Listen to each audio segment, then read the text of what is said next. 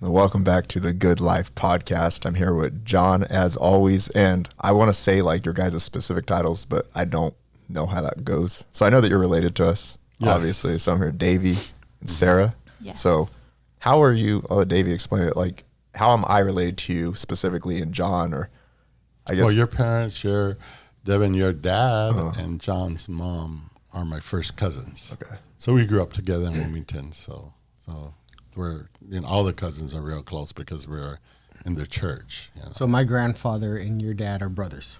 Yes. He's the youngest of the Martinez family. Your grandfather. Right. How about your father? Was he the oldest, or he's right in the middle? Right in the middle. Okay. Yes. My father's right in the middle, and it's funny because my grandfather started the church back in. My grandfather got converted in 1926. So our family, the Martinez family, in 6 years, we're coming up on 100 years. Oh wow! In the gospel. Oh.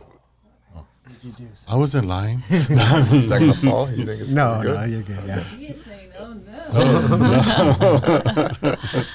Well, that G for gospel said, Yeah. "Oh, dude, I'm There there." we go. Perfect timing. But yeah, that's my grandfather got converted in 1926. My father was the last sibling, or the last to be baptized Catholic. Mm-hmm. And then after that, my uncle Peter and the younger ones never. So your dad's dad got saved in 26. Yes. Okay. Yes. And so, how old was your father then? Do you think about that time? No, my father was maybe 6 months old. Oh, okay. Yeah, my father was the last one baptized a Catholic, and he was like 6 months old. Mm-hmm. But he grew up in church then. He grew up in church. Yes, Okay. He knows nothing other than that. Okay. And then so he grew up in church. Then you grew up in church. Yes. Sarah grew up in church. Yes. And that's a long, rich history. So I don't know if I heard this wrong or not somewhere. Maybe I did. I don't know. So my great grandpa, or your grandpa, right? Mm-hmm. Did that church he built, that first one, was that like one of the first apostolic churches here, or In was the that area. It was in the area, so like in Southern California or in California? Los Angeles. Okay. Yeah, in Los Angeles. And this is Pedro? This is Pedro. Yeah. Okay. Pedro. Oh, yeah. Pedro. You say San Roll your eye. Pedro. Yeah. Yeah, you say Roll- San roll- Pedro, yeah. but you said Pedro. So it's, and how did he come about getting saved? What was that like? The story I hear. All right, the story I hear. I don't know if Uncle Sam agrees with. One time he said, "I never heard that story," and mine was given to me by Uncle Paul, right? Okay. And he was the oldest. And the story I hear is that my grandfather had a spell on him. He was Catholic and had a spell on him for some type of witch or whatever.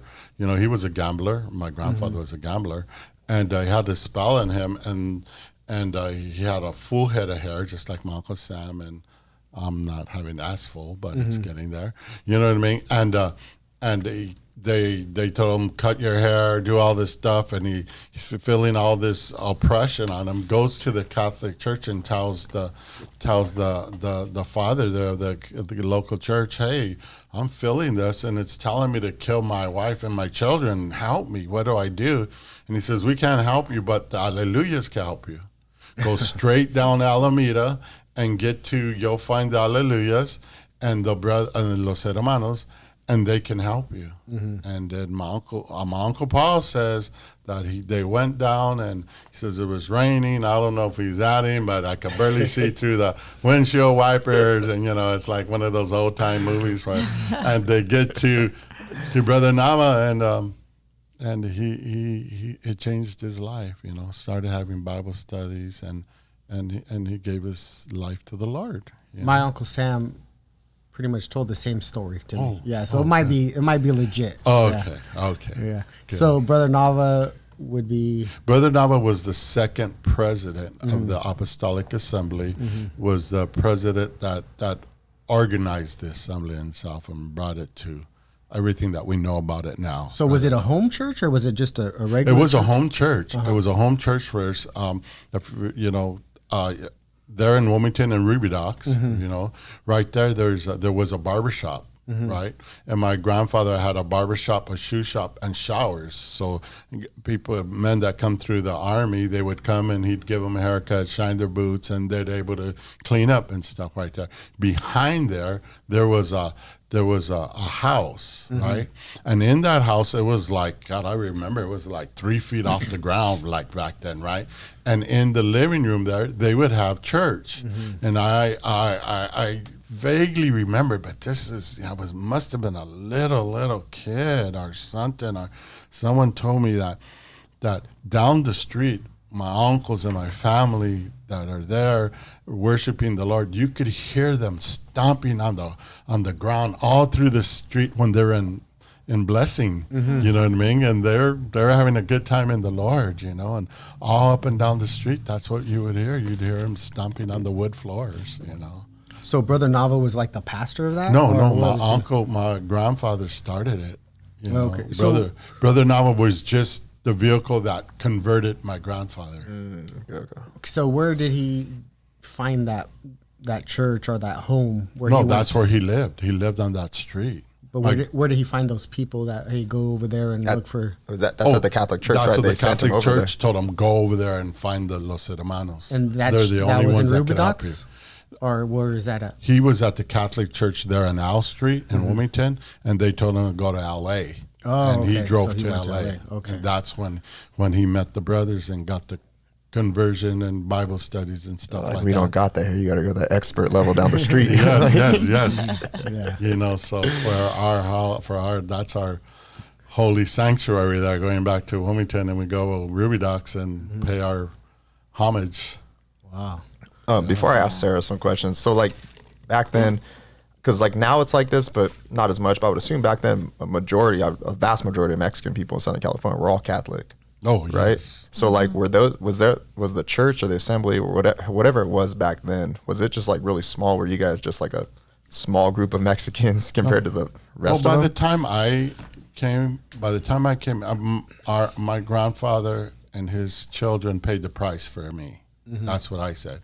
They wanted to kill my grandfather because he was a turncoat, quote unquote. They said, you know what I mean, and that they threatened his life. And my father constantly tells stories how you know people were always pointing the finger at him and his brothers because they were Alleluias and look at how they act and look at how they are and stuff like that. And my father says they all paid the price for that, you know, but in their hearts, they had this deep relationship with God. It's like, well, even my father did not get converted till he was 70 years old, my father, but he always had this deep conviction, So you growing up and your father wasn't converted yet, were you sent to church or you guys didn't really deal with church? I was sent to church. Okay, no matter what. No matter what. Even if he didn't go. This is how it was. We went. I don't care how you came in on Saturday night, and many times we didn't come in that good on Saturday night because I wasn't brought up in a Christian home. I was brought up in a moral home. Okay, you know what I mean, right? And so I never seen my dad pray. I never seen my dad read scriptures. I didn't have that mentor that some of y'all have. You know what I mean? Because my dad was not converted, but he made us go to church. And then on Tuesdays and Thursdays and Sunday nights, church started at 6 and then at 7, Tuesdays and Thursdays. If we were not in the house, we had to be in church.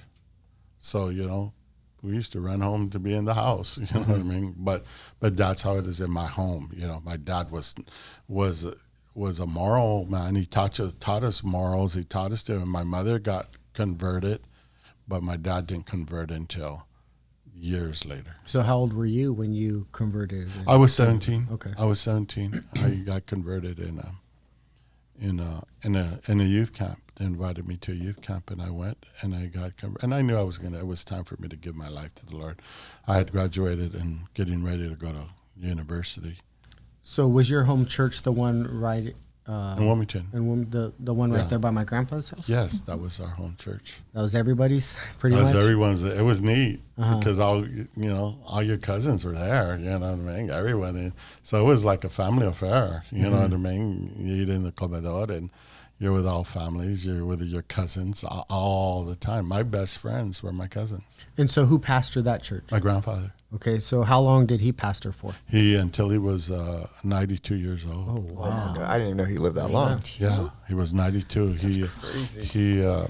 He died in I was in Pennsylvania. He died in 1977. Okay, so about 43 years ago. Yeah. What? Who took over after that?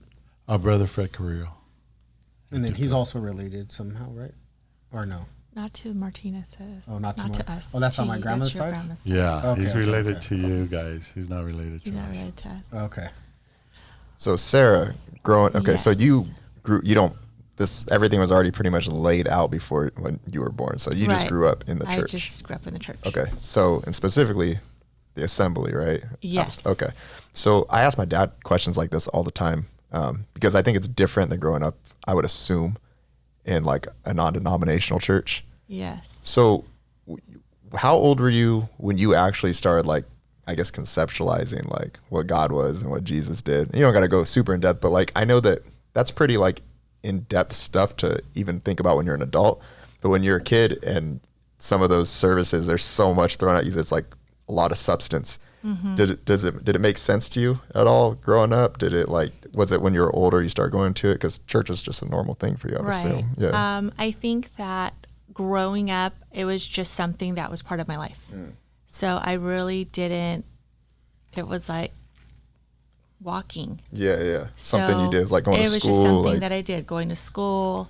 So I really, I had moments with the Lord, and I had experiences, but I don't think until I was actually maybe in my 30s. Yeah. To where I really had my moment with the Lord. And then at that moment, then it changed my life. That's not crazy. Like, I always went to church. Well, at least I like that you're being honest about it, because some people would be like, no, like I knew since this, I knew since, it's like, yeah, but I always like asking people that, because even when I asked my dad that, he said the same thing. He's like, it was just something you did. It was such normal life that you don't really, I don't want to say you take it for granted, but maybe a little bit. Yeah, you do, because it's just second nature. Yeah. So I got baptized when I was, I want to say 17 as well. And and then I stopped going to church when I was 19. Mm-hmm. I didn't really stop, but I wasn't as involved as I was. And I didn't really find the Lord with my own personal moment with him. I was in my 30s. I already had my daughters. Yeah. So kind of crazy. What about you?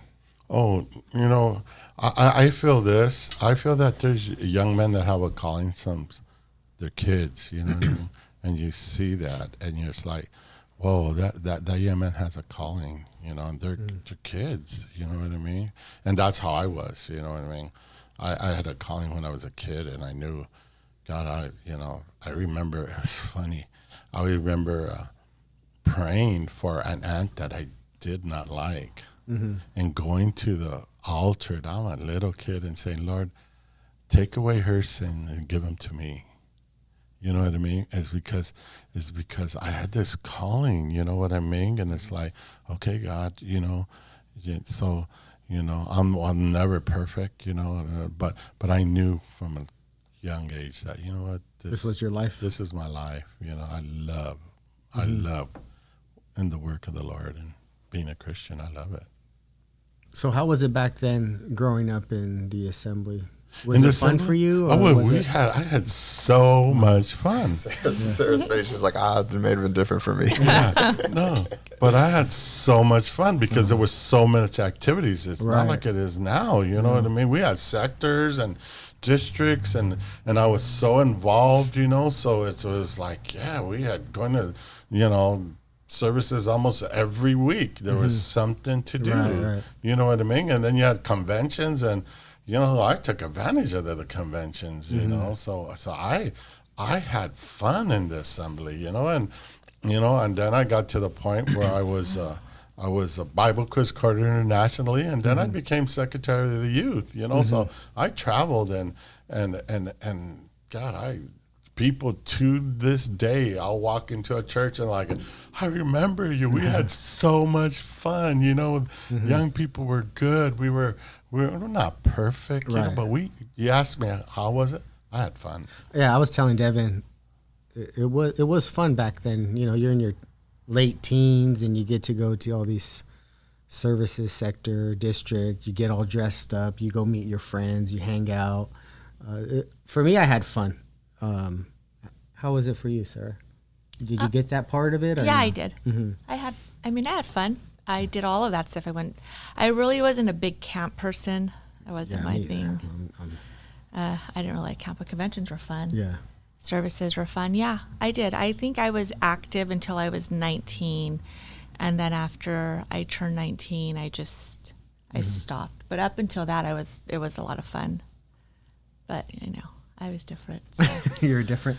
But I did have a good time. I did. And I have great memories, and I've made some really amazing friends, and, we're all moms now, and I cherish those memories. But, I didn't. And I traveled with my dad, so I got to, be with him a lot and tag along with his, when he would go preach, and then I met people that way in camps, and so yeah, it was a good time. But I was a little girl when all that happened. So, yeah. So, all right, I have a question, and because I'd like to hear both your takes because you're both from different generations, obviously. So, our family is what you would consider, for the most part, even if they don't consider themselves under that umbrella anymore, we'd say apostolic, because we all agree on basically the same doctrine. Right. It's just there's some people that don't necessarily say they're apostolic, and some do, right? So, like me and my dad, we agree on, I would say, almost everything, or if there's stuff, then I don't even know what it is right now, but 99%. 99%, right? But he considers himself apostolic, and I don't necessarily. But same viewpoints. So with that, I have a question, like, do you feel like denominations now are, I guess, do you ever feel like sometimes it gets in the way of conversations with other people that might believe in the same thing? I don't think there's anything wrong with them, but sometimes, like, when I think of the body of Christ and we're all like together as one, but we still separate ourselves, you know what I mean? But not necessarily like, we're not separating ourselves, but because we disagree on certain little things, like us and maybe Baptists, right? There's some like key things that we don't necessarily align on, so we separate ourselves a little bit. Do you ever think about that sometimes? Because I have a hard time with that, where I'm like, not with the apostolic thing, but just with my friends, you know what I mean? Where I'm like, why do they call themselves that? And I might say, I'm like, I don't necessarily refer with the dominant denomination, or my dad will be like, no, I'm apostolic. Well, I think there's 2 points of views. My point of view is this: I'm apostolic, and not because of the denomination, but because of my beliefs. Yeah. You know what I mean? I'm apostolic because of my belief. I'm a Christian. I'm a son of God first and foremost. You know what I mean? So that belief that you're a son of God, but because of my doctrine that I believe, not the dogmas, the doctrines that I could show you in Scripture. Hey, I'm apostolic because I agree with the teachings of the apostles and the prophets. You know what I mean? So that now, come on, dude. I've been in this all my life. I've been, I've dealt with, I go to the pastoral meetings, you know what I mean? So I know. And there are some people that need those boundaries of apostolic,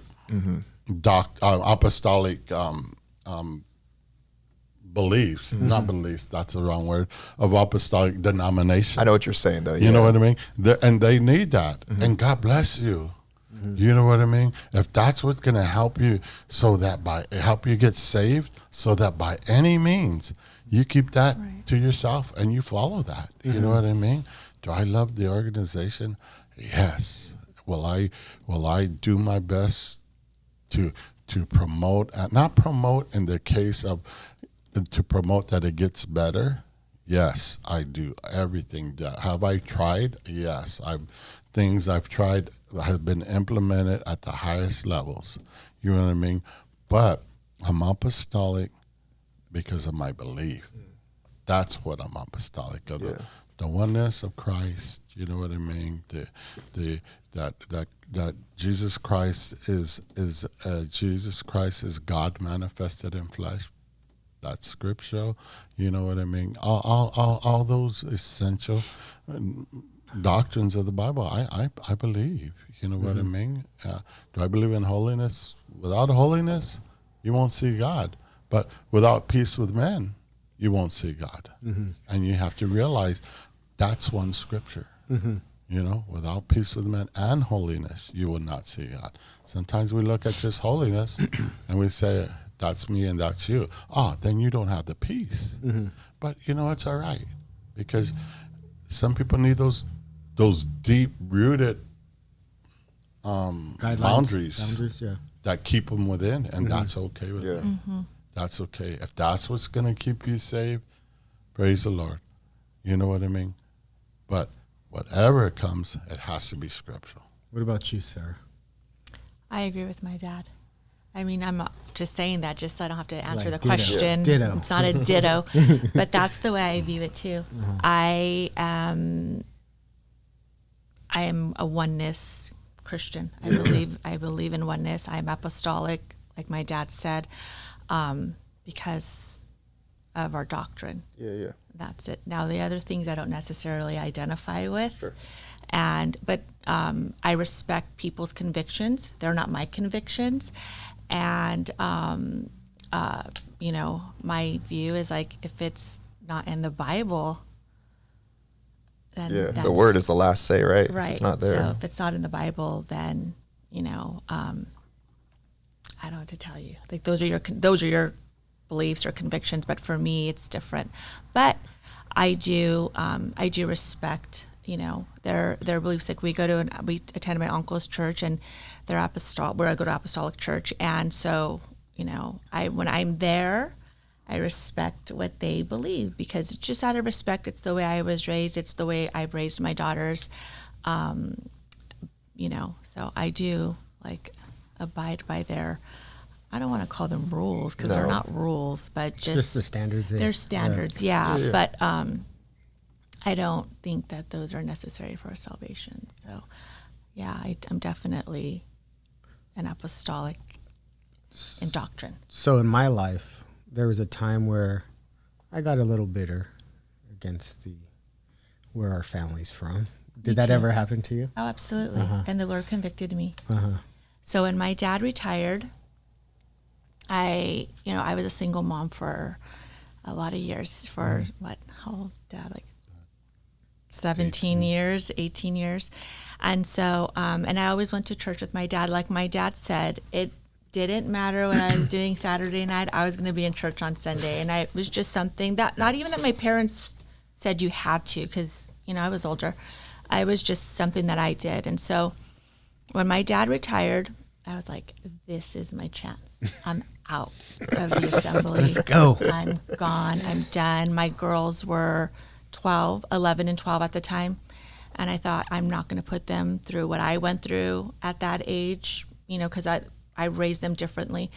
And so my dad retired, and I didn't say anything to my parents. And I was like, I'm leaving. Done. I'm done with this. I'm leaving. So we go and we visit. You know, I go with them to visit other churches, and then I start going to Free Chapel, which I loved. And my dad had talked to my uncle, who's our pastor now. And he told my uncle, we're going to go to your church, but we're not going to accept membership until August. So I had that in mind, and I was thinking, I need to talk to my uncle and tell him I'm not attending your church. And so, and talk to my parents. And so one Sunday, you know, we were in service at our church now, and just sitting there, my uncle takes the pulpit, and you know, he's like, oh, I want to introduce a new family that's gonna be members of our church. Well, I have no clue, right, because it's July. And so I'm sitting there, and I'm like, oh, wonder who it is. Pastor Dave Martinez and his wife. And I'm like, oh my God. And his lovely daughter, Sarah. Why don't you all... I'm not ready. Right. Why don't you all come up here? And I'm walking up, and I'm like, okay, Lord, I guess this is where you want me. And that's why that's why the Lord wanted me there. Like I was being rebellious and I'm going to do my own thing. And the Lord said, Just for the sake of doing your own thing? Yeah. Well, I was being rebellious. Yeah. I was like hurt, Yeah, and I was yeah. like, I don't want anything to do with this. I don't want to put my girls through what I went through. I don't want to do that. And so to protect them, I'm going somewhere else. But the Lord had another plan, and he forced me. And I'm glad he did. Yeah.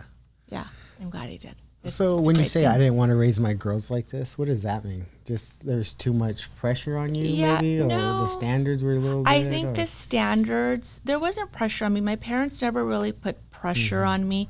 I think for me, my experience was I've always been my own person and my own thinker. And so I didn't fit into that puzzle piece that everybody should have or they think we should. And so I always had a little bit of a harder time with people within the church, and not everybody, but there are, certain people within the church I had, a hard time with because I didn't fit that mold. So then I was like, I don't want my girls to ever feel that like shame of being who you are. So that's what I mean by that. I was just always my own person. Yeah, no, for Always. sure. And I have a lot of family, and I just think people that go to the Apostolic Assembly, there's some people that actually need to be there, and they should be there, and it's 100% for them. And then the people that maybe don't feel like that's for them anymore, like maybe like us, it's 100%. This is where we need to be, and this is for us. But we still love each other, and Believe all pretty we much believe, the same we thing. believe the same Right. things, you Yeah. know. And Yeah. so, for a long time, it was really heavy on me. It's like, that's not me. I'm not going over there. I'm done, And then Yeah. finally, like your heart starts to Yeah, the Lord soften up changes your and heart. changes you, and it's like, Yeah. no, it's not bad, No. I think the opposite would be a lot of churches now put the standard so low where people Exactly. trip over just a low standard and everyone, Exactly. rather than it being so high, Absolutely. And I don't want to make it seem like I'm bashing the assembly because Not I'm at not. all. You don't sound I like am that at all. absolutely No, not. no. And I always tell my girls and I tell people this, I'm proud. Like, if it wasn't for my family on both sides, if I wasn't raised in this, I don't know where I would be. So I am so thankful for it. And yeah, did I have people that weren't necessarily nice to me? Absolutely. But I also had a lot of people who loved me and who were so, even to this day, it's like, they say, you remember the people who weren't nice to you when you were a kid, and you remember the people who were nice to you. And I had so many other people too that were just so kind to me and would take their time to talk to me and acknowledge me. And, because I was different, and I wasn't wild. I was just different than your, average. I think too Girl those in church. those people that were kind of mean and bitter, they would be mean and bitter at any church. Exactly. So that's another thing. I like those mean, really mean people. If I was at another church and they were there too, they would still be on you. Yeah. So Yeah, I think Devin didn't have the luxury of a little bit, huh? No, I mean, we went to that church. I went to Julian's church for maybe like 2 or 3 years, like maybe. But it was like, there was like a run where we were pretty consistent, and then we just dropped off.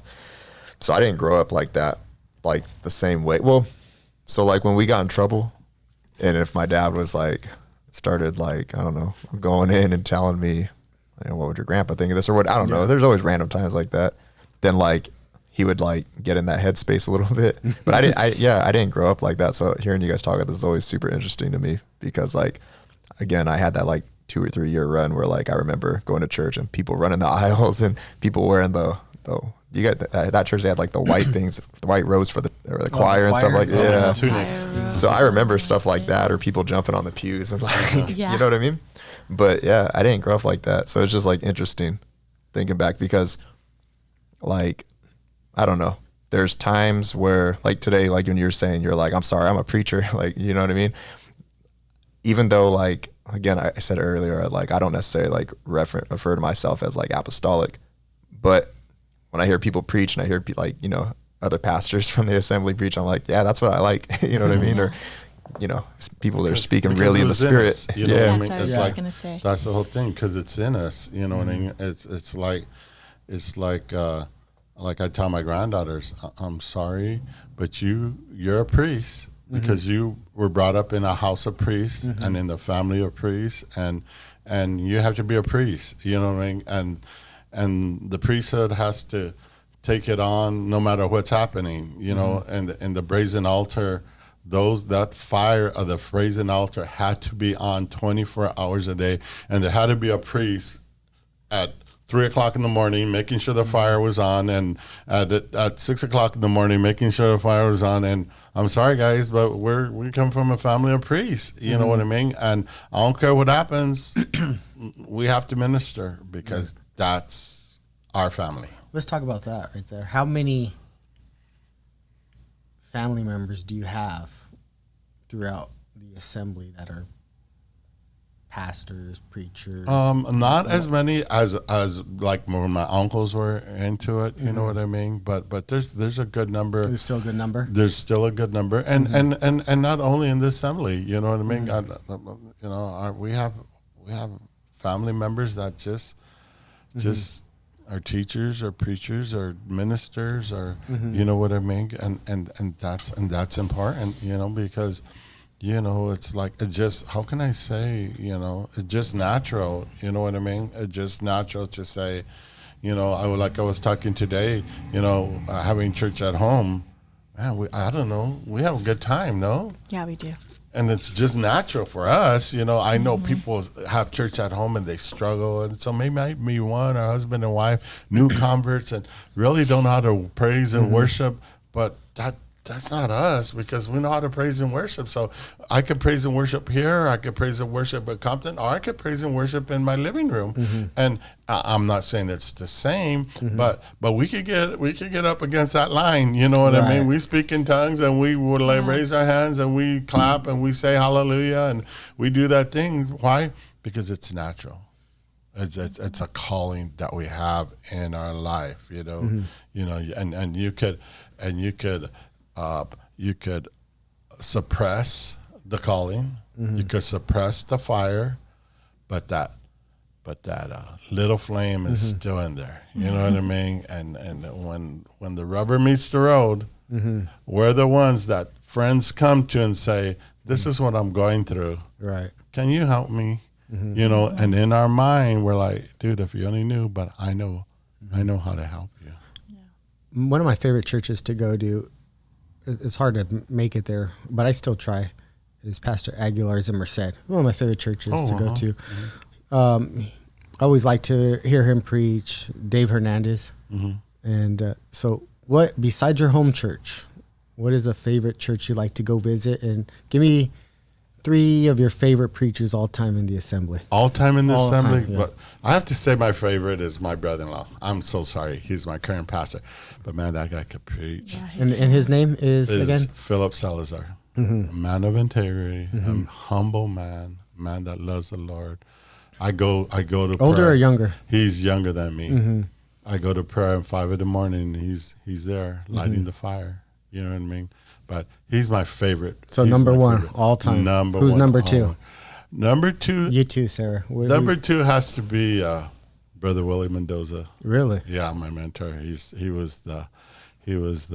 He baptized me. My I've Sunday heard of school him. I've never teachers. heard him preach. That's Joe Mendoza's Right. brother. Yeah.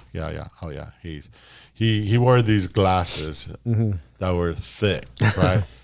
But it's like he always looked like he's looking at you, because the glasses, you know what I mean? So he could be looking right, but they're so thick, he's looking left, you know what I mean? But it's just amazing. He's amazing speaker. And then one of my good friends is Bishop Eddie Pacheco. He could preach. So since you're a kid till now, those are the 3. Yes. What about you, Sarah? A church that you like to visit? Church that I like to visit. I like to visit Bishop Victor Prado. He's my friend, and that's San Fernando. San Fernando. Yeah, I love to go. That's his best friend. That's Oh, my okay. best friend. That's his So yeah, BFF. that's a good. Yeah. For me, well, obviously. Where do you like to besides visit? That's a hard one because I don't really visit. When you're a kid. When I was a kid, I would say the church I like to visit is my Uncle JC's church. It's JC? Solana Beach, JC Rodriguez. Okay. Yeah, they're in Solana Beach. I like their church. Besides my dad, obviously, but my Uncle Phil. Mm-hmm. He's such a good preacher. Does it have to be within the assembly For right now. for right now? And then I want to hear years after. Yeah. Okay, so my Uncle Phil, Brother Santiago Calderon, he's a new pastor in Washington. I love him. And I think that's it. I'm trying to think of somebody else. But I think that's probably it. I would say San Valverde, but he's not in the assembly anymore. How about outside?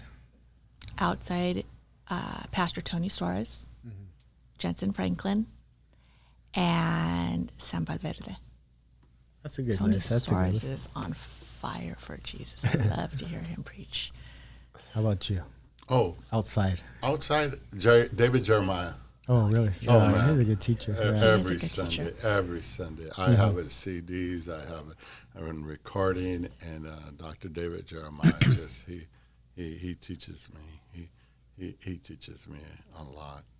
Who else besides him? I like outside. I like San Mascareño from San Diego, Chula Vista area. I like Sam. He's dynamic. He's studied. He's in depth. You know what I mean? Down to earth. And he's just like a nice guy.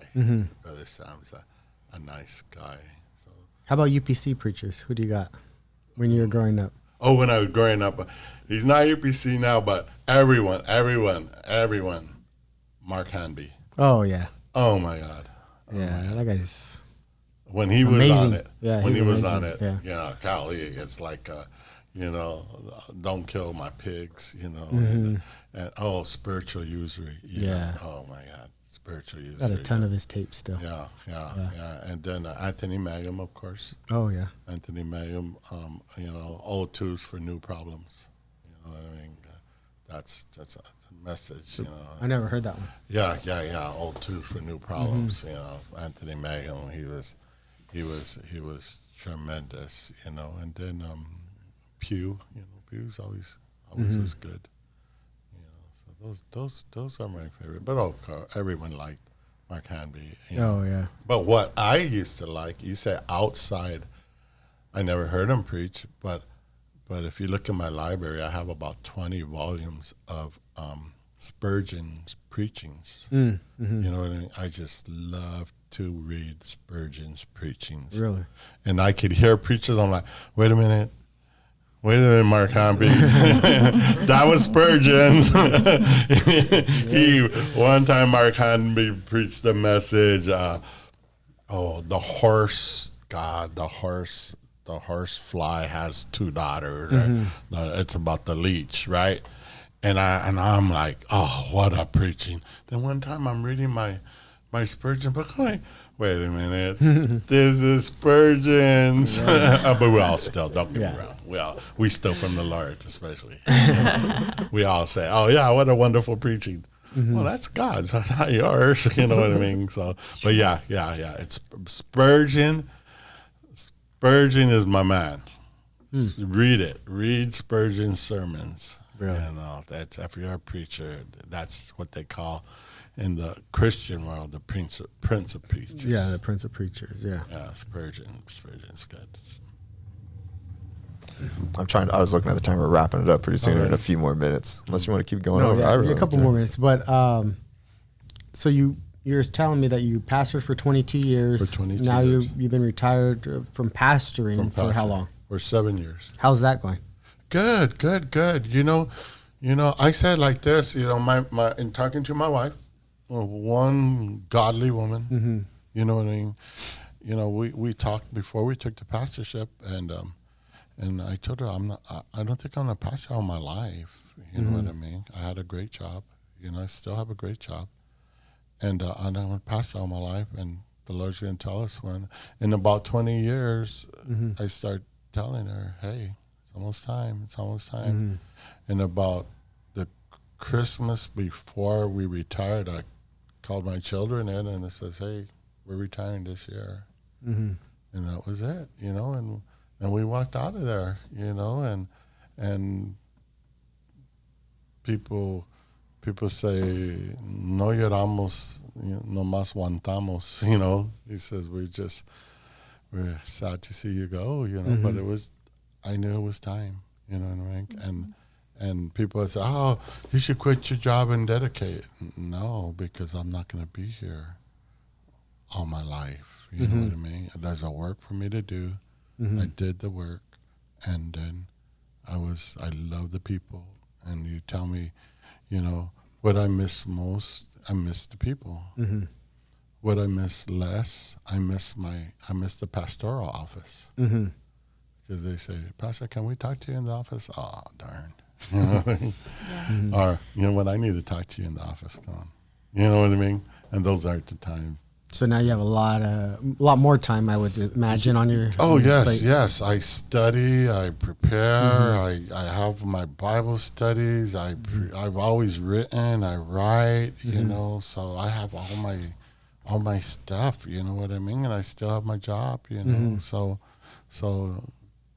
you know, and pastors, you know, you have to prepare when it's time to say, you know what, I've gone this far. You know, I'm not going to go any far. You have to prepare. You have to prepare financially. You have to prepare spiritually.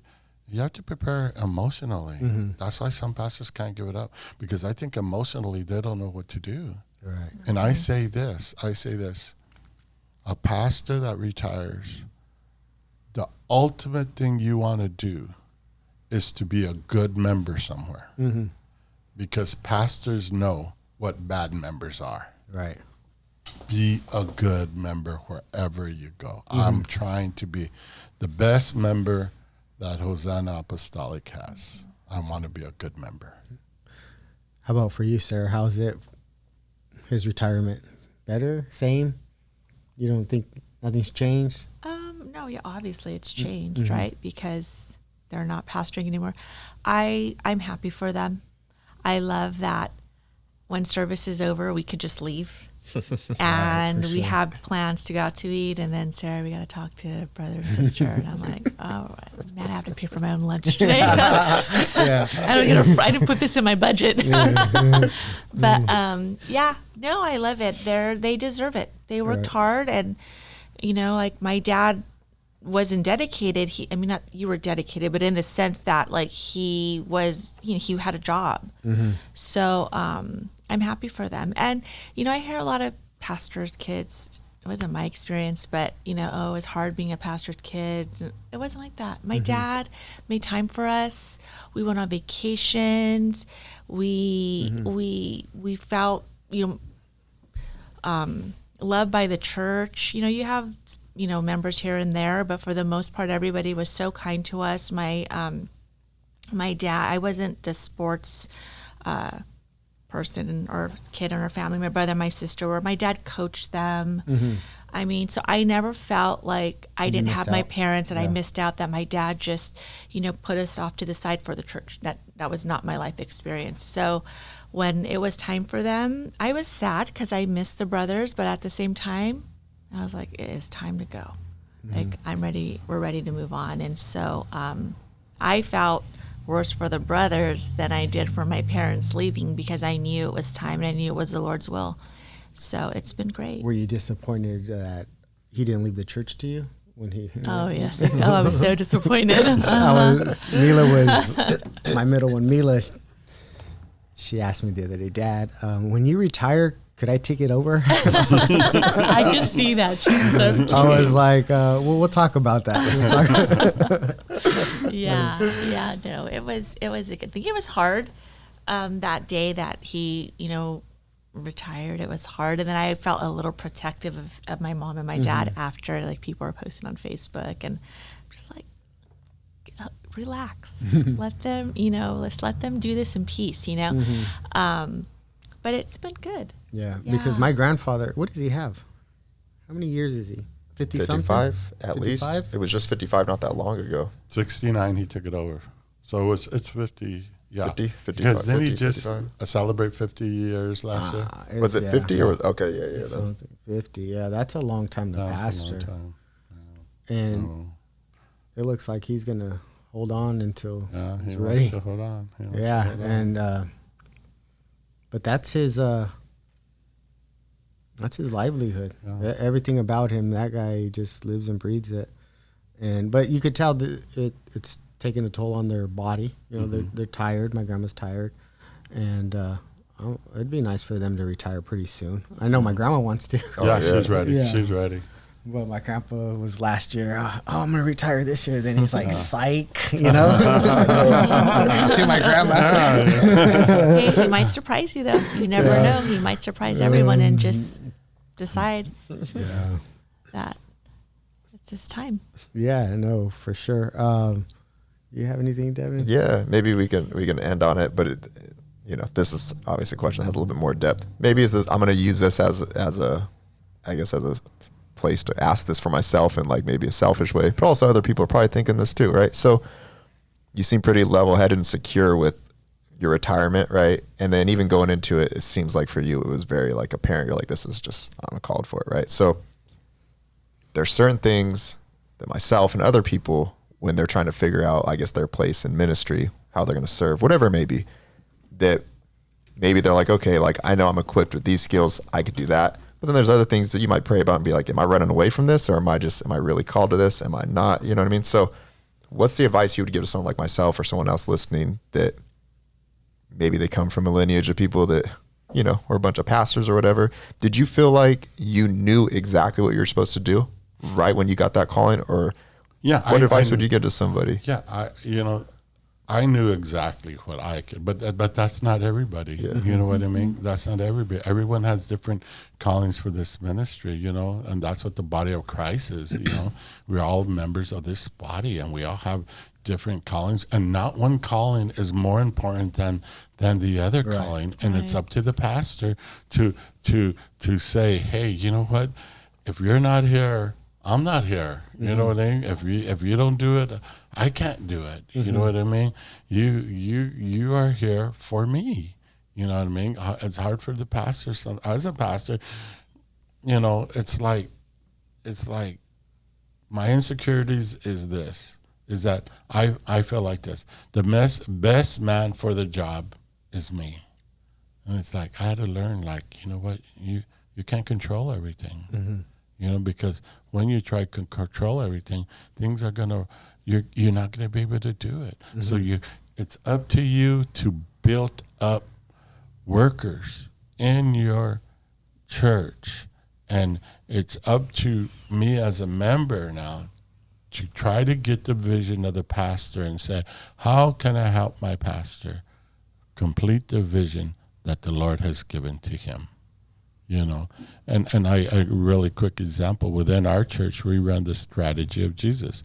When I was pastoring, I was like, no, I ain't doing that. And then when I retired and came to church, to Compton, came to Hosanna, the pastor was running the strategy. And I'm like, all right, Dave, this is where the rubber meets the road. You have to learn this because you have to accept this for your pastor. You have to take upon his vision. And now, with those abilities that I have, I learned it, and I accept it, and it's a wonderful program. You know what I mean? But so saying all that to say this, in the ministry, there's different callings, and every calling and gifting is to help the pastor reach souls. That's the whole thing. And whatever it is, is can we reach souls, Is it picking up that little paper? Man, what would a soul think about if they walked into the church and we had all these papers? Let me do that. Because it's helping the pastor reach souls and completing the vision that the Lord has given him to get souls. That's what this is all about. It's the will of God. The Bible says this. The will of God. The only place where it really says in the New Testament, This is the will of God. The will of God basically says this, paraphrasing, for you to save others and to keep and be saved. So wherever you're at, am I saving others and am I staying saved? That's important. That's it. That's how I measure myself, man. Mm-hmm. I'm gonna help my pastor. I'm gonna be a good member, and I'm gonna back my pastor and try to fulfill the vision that the pastor has with any type of giftings I have. Makes more sense thinking of it like that than what I had before. So thank you. With that being said, I think we're going to close it up. Because no one lets me preach here. I know. I'm just waiting for that one day John's sick. No.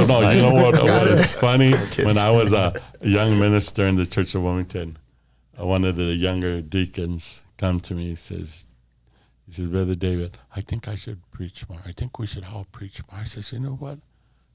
I agree with you. Man, we should get more opportunity to preach. You know what? This Saturday, you see that corner right there? Bunch of people drive by that corner. Yeah. Let's just go out there and preach. We preach every Sunday, right at that corner. Dude, is that what you feel like? You feel like you need to preach? There's thousands of corners, Is that what you're talking about? It was like that young man that walked away the Lord. He's like, okay, Brother Dave, that's not what I wanted to hear. Right. But that's it.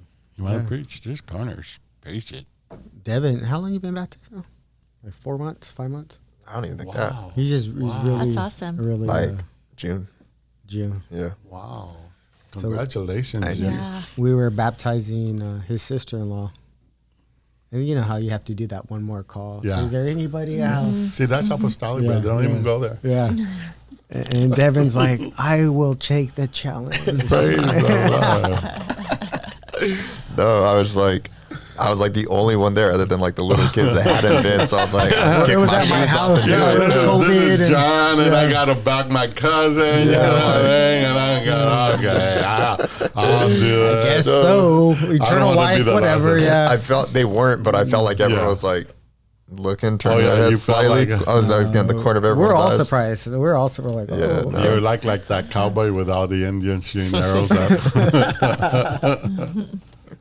Yeah. So, no, it's been nice. It's good talking. I always like to hear about people coming up in the church, and then especially if it's family, because there's a lot of history that Dev and I have no idea of, no clue, because we're stuck over here, and it's good to hear. It's very good to hear. It'd be nice to get like a genealogy of who's who, where'd you pastor, where'd you preach, Yeah. and what church you go to, because there's a lot of family out there that we don't know. Oh yeah. Well, I just met you yesterday. Yeah, there you go. And you've been my cousin for, how old are you? I'm 43. 43 years. Yep, there you go. There you go. That's, yeah. Next time I'll have you preach too, if you're ready. I'm not ready. So with that, go ahead, Devin, take us out. All right, guys, make sure it would really, really help us out if you like and subscribe to this video or this YouTube channel or wherever you're watching it. Just give it a share, follow it, whatever platform you're on. And if you guys ever have any suggestions on what you'd like to hear us talk about next time or any other episode, leave it in the comments. I know we haven't asked that before, but it's kind of on the spot. So, yeah, I think it's a good idea. And with that being said, anything else? Anyone got anything? You guys good? Thank you for the opportunity. All right, we'll see you guys next time. Thanks. Okay.